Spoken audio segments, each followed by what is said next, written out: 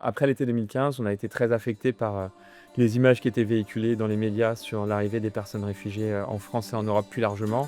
Et donc on a voulu s'engager à titre personnel. Je traverse Paris à vélo, je vois des campements de migrants partout. J'ai cette intuition très forte que peut-être parmi eux, au vu des pays de provenance, il y a peut-être des artisans qui vont abandonner leur métier, leur savoir-faire. Et comme ça m'avait vraiment touchée, je me suis dit, il y a peut-être quelque chose à faire. J'arrivais en France et je faisais des rencontres de personnes syriennes. Aussi beaucoup d'images très négatives, beaucoup de préjugés, beaucoup de fantasmes. Et spontanément aussi, je me suis dit, j'ai envie de raconter une autre histoire, un autre narratif.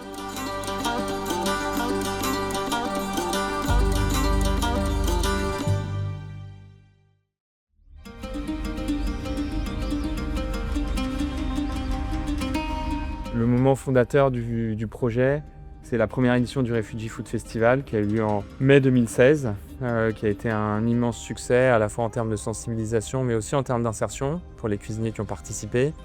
En 2019, on a monté un organisme de formation dédié aux personnes réfugiées pour leur permettre d'accéder à un diplôme de commis de cuisine en restauration traditionnelle et en restauration collective. Et puis ensuite, en 2020, on s'est mis à produire des repas d'aide alimentaire pour des dispositifs à Paris, portés par des associations de lutte contre la précarité comme les Restos du Cœur, la Fondation Armée du Salut, Emmaüs Solidarité. Notre mission, et notre mission aussi, notre raison d'être à la base, c'est vraiment d'essayer de faire évoluer les regards sur les personnes réfugiées. Et ça a été ça notre moteur aussi en 2015, c'est de se dire ce qu'on voit, ce qu'on entend ne correspond pas à la réalité. De rappeler aussi que l'histoire de notre pays, que l'histoire de France et l'histoire de la cuisine française, c'est une histoire de migration. En fait, on avait vraiment le sentiment que la France n'était pas au rendez-vous de cette hospitalité. Et on s'est aussi dit que notre génération devait à son tour se bouger. Quoi de mieux que la cuisine pour rassembler et pour parler le même langage en fait. Parce qu'il y a un moment, on a tous besoin de manger 3 fois par jour. Et c'est un point de rencontre qui met un peu tout le monde à égalité et qui permet de valoriser les cultures, les patrimoines, les savoir-faire, etc.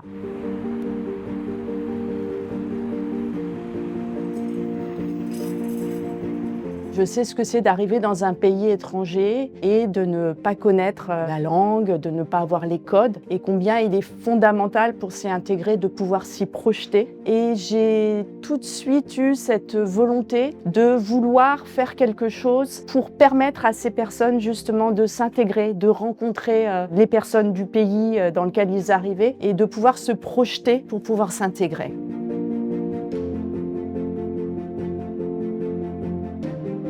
Codico, ça veut dire code en grec, parce que ce qu'on veut, donc du coup, c'est transmettre les codes pour que la personne puisse s'intégrer en France, parce que sans les codes, sans la connaissance du marché du travail, des outils, c'est très compliqué en fait de retrouver un travail. En fait, vous imaginez un professionnel réfugié, un professionnel salarié, et ensemble, ils travaillent sur la réalisation d'un projet professionnel. Mais ce qui est hyper important, c'est qu'il y a cette relation en fait d'égal à égal, qui fait que ça fonctionne parce que quand on dit égal à égal, ça veut dire que les deux personnes en fait vont en tirer profit. La personne réfugiée parce qu'elle va mieux comprendre le marché du travail, apprendre la langue, et puis la personne salariée, le professionnel qui va l'accompagner, qui va questionner ses pratiques, qui va découvrir une autre culture professionnelle. C'est nécessaire de se réaliser professionnellement sur quelque chose qu'on a choisi pour pouvoir s'intégrer dans le pays d'accueil.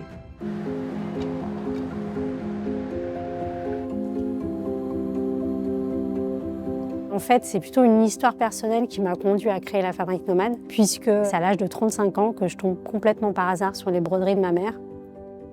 Un métier qu'elle a exercé dans son pays d'origine et que j'ai découvert complètement par hasard.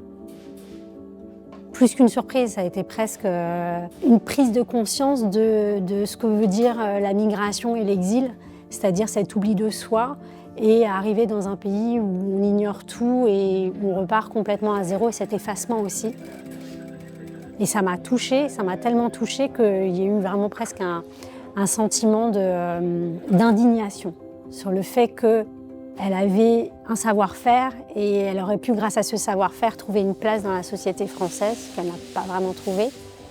Il n'existe rien en 2015, donc je vais créer une solution qui va permettre aux artisans de valoriser à la fois leurs compétences, mais aussi de les adapter au marché français Et la chance en fait de l'artisanat, c'est qu'à travers les mains, à travers le geste, voilà, c'est un langage universel qui dépasse toute barrière culturelle, linguistique et politique aussi. Et on voit à quel point c'est enrichissant des deux côtés.